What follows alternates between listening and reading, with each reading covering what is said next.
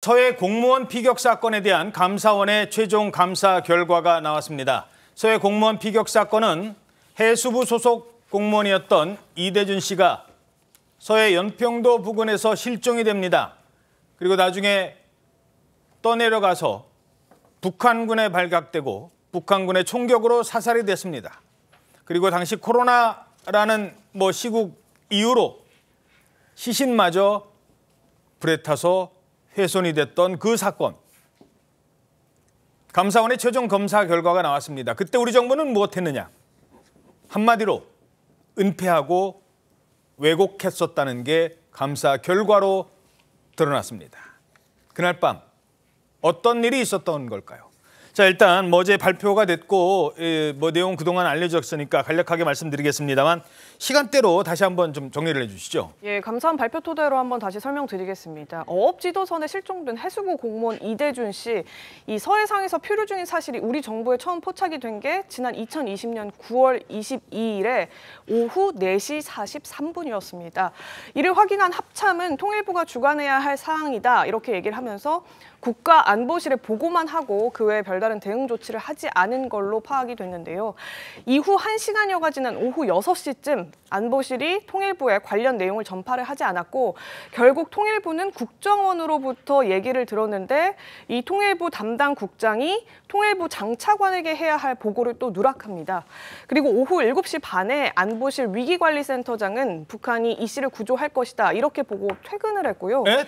퇴근을 해요? 네, 그리고 그 위에 이제 서훈 안보실장 또 서주석 안보실 1차장 이런 사람들은 이분보다 더 일찍 퇴근한 걸로 알려졌습니다. 아니 뭐라고 하고 퇴근했다고요? 북한이 구조해 줄 거다? 예, 일단 그런 식으로 진술을 한 걸로 지금 알려지고 있고요.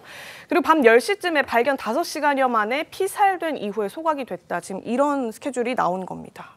아니 지금 우리 공무원이 바다에서 실종이 됐어요. 북한 쪽으로 가고 있는데 북한이 구조해 줄 겁니다. 퇴근. 위에 있는 사람한테 보고도 안 하고 그냥 퇴근. 정리하면 북한 해역에서 우리 공무원이 생사를 오가는데 담당자들은 해야 할 조치를 하지 않고 그냥 퇴근.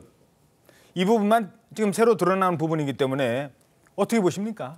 민주당에서는 지금 이 감사원 감사 결과를 정치적으로 해석해서 또 북풍 만드는 거 아니냐 이렇게 얘기했는데 전혀 그런 게 아니죠. 우리 공무원이 그쪽에 가서 저런 상황에 처해 있었다. 그런데 그걸 알고도 가만히 두면 죽을 수 있는 위치에 분명히 있는데도 공무원들이 그냥 퇴근을 했다. 자기 가족이면 그렇게 하겠습니까? 전혀 그런 게 아닌 거죠. 그냥 다 떠밀어 버린 거고 근무 기간이 굉장히 해이해졌다는 게 하나가 있고 두 번째는 북에 대해서는 굉장히 온정적으로 보니까 어떻게 되겠지 하고 갔을 겁니다. 그다음에 더 문제되는 것은 이 사실을 은폐했다는 거예요. 마치 자진월복을 했다는 식으로 몰아가서 책임이 없다는 식으로 은폐하려고 했던 것이 당시 안보실장을 비롯해서 굉장히 고위급 인사서부터 실무자까지 다 똑같은 생각을 하고 있었다. 이것을 지적하는 것이 어떻게 정치적 의도로 볼 수 있겠습니까? 이것은 북풍도 아니고 정치적 공세도 아니고 공무원들의 근무 기강을 잡기 위한 감사원의 정당한 행위라고 봅니다. 예, 좋습니다. 인정할 거 다 인정하기로 하죠. 감사원이 편향성 문제 안 삼고 또 북풍이라는 거 이런 것도 다 제외하고 그냥 감사원에서 발표한 것만 보겠습니다. 지금 문제는 뭐냐면 적극적인 행정으로 조치로 우리 국민의 생명을 구하지 못했다. 그리고 그 와중에 이제 은폐 왜곡이 있었다. 이런 것 아니겠습니까? 자, 이태원 사건하고 너무 닮지 않았습니까? 이태원 사건 우리 생때 같은 국민이 159명이나 돌아가셨는데 적극적인 조치 했습니까? 안 했죠. 자, 그 과정에서 은폐 조작 있고 늑장 보고 있었고 똑같습니다. 사건의 본질은. 자, 그런데 그 결과는 어떻습니까? 이 사건에서 서욱 장관 구속됐다가 풀려나지 않았습니까?